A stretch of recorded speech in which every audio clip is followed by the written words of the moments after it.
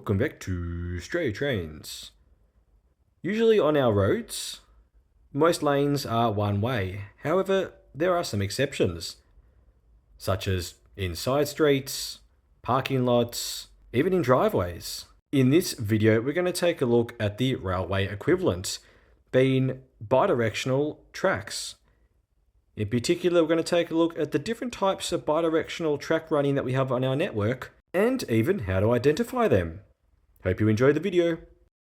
The first type of bidirectional track that might come to mind is single line. Single lines serve multiple benefits. Sometimes in a tight area like here in Tacoma, there's only room for one track. Also in outer suburbs when trains are less frequent, only having one track means less maintenance is needed. However, single line running doesn't come without its drawbacks.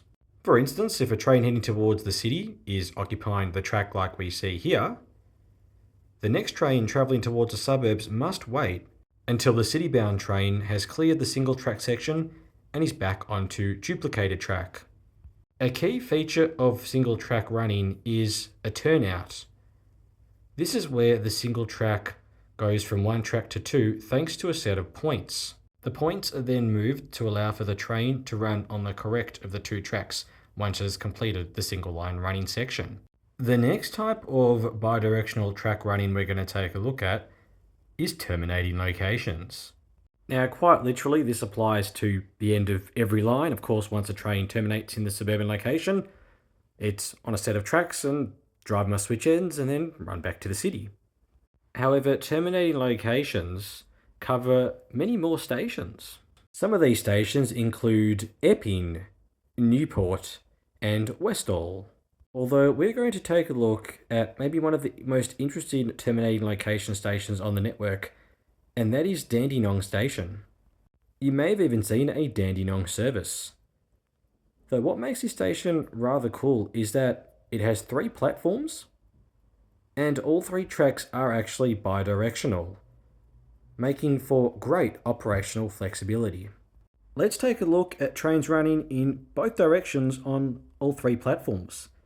Starting off here on platform 1, which does typically see city loop services, so this is nothing out of the ordinary.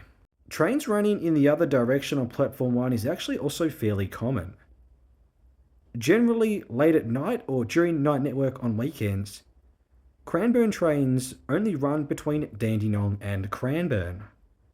That means that passengers at other stations have to get on an East Pakenham train and change at Dandenong for the Cranbourne Connect. And quite often this Cranbourne service does originate on platform 1 heading in the down direction. Just like platform 1, quite often city-bound trains also utilise platform 2. Generally trains from Cranbourne utilise platform 1 towards the city, and trains from East Pakenham will utilise platform 2 towards the city. But if trains from East Pakenham can utilise platform 2 towards the city, why can't the inverse happen? Well, sometimes it does. If platform 3 is occupied, for instance, a train towards East Pakenham might utilise platform number 2. You will see briefly here there is signals on all 3 tracks to allow for these movements. So no doubt when setting paths for trains, signallers have to be quite careful due to the large amount of bidirectional track and many points in the nearby area. And finally, platform number 3. Because there are sidings at Dandenong, sometimes trains, as we talked about earlier, might run a Dandenong service and then terminate to run empty into the sidings. For instance here, the train on platform 3 has just terminated and will run empty into Dandenong sidings. But the next either East Pakenham or Cranbourne bound train must still run. This is where the operational flexibility of bidirectional track comes into play, as the next train towards East Pakenham or Cranbourne can utilise platform 2 instead. Sometimes with a bit of luck on a bidirectional running, you can get some cool parallel between trains. Something that you might not see much anymore. A common shunting into Dandenong sidings as a high-capacity metro train departs platform 1 towards the city. And finally, in the down direction on platform 3 is a Cranbourne service, run by a mixed EDI Alstom set with the trailing Alstom set 517M 529M already retired and scrapped. So if you were ever at a terminating location like Dandenong, you never know what to expect, and you can sometimes see an interesting array of train moves. So always keep your eyes peeled if you're at one of these stations. Sort of continuing on, Sidings is another type of track that sees bidirectional running, quite simply because trains must enter the sidings to stable and then utilise the exact same track to exit the sidings. So generally speaking, if you see a train stabled or moving in any sidings, it is likely running on bidirectional track. Here is an Extrapolis 2 set that had just finished conducting some testing near Newport Workshops. It is now shunting around to the garden sidings. However, in order to do this, it has to make a move in the up direction towards the city but not leaving the sidings area. Then the crew would switch ends and then move the train back in the opposite direction towards the garden sidings. It is essentially moving in the shape of the letter V. To highlight bidirectional running for trains shunting into the sidings can be done maybe nowhere else better than here at Brighton Beach Station. So this is the Sandringham line that clearly has two tracks, which means quite naturally one track towards the city and the other track towards Sandringham. However, there is a few sections on the Sandringham line with bidirectional running, one of which is at Brighton Beach Station on the up end. It is a very small section but allows for trains to terminate and then run into the sidings. This is because trains from the city cannot run directly to Brighton Beach sidings. They have to run to Sandringham and then run empty from Sandringham to the up end of Brighton Beach Station, as we see the comments on the left here doing. Then the driver must change ends and run in the down direction into the sidings.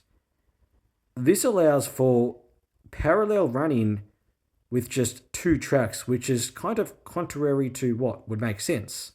Now you might see four tracks here, so let's quickly explain. The leftmost track junctions off from the main line, and this is where the Comenge is shunting off from.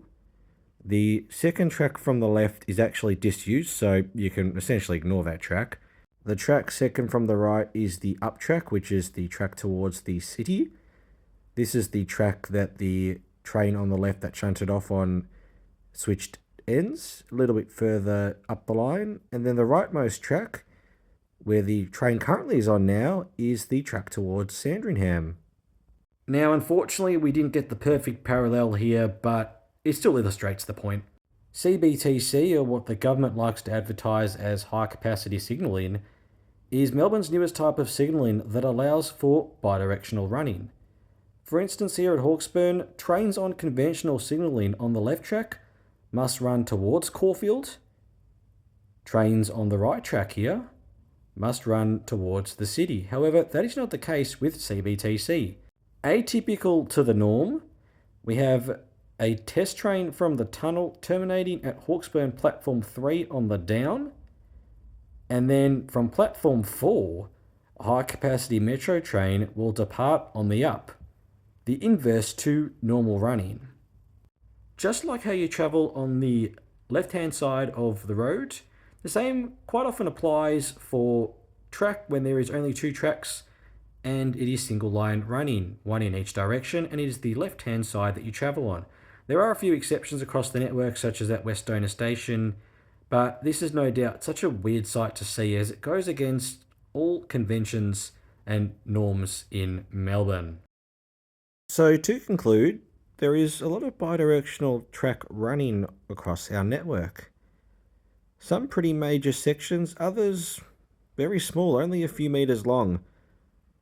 There are probably some other specific types of bidirectional running, but hopefully we've covered the main few in this video. Anything else, feel free to let us know in the comments below.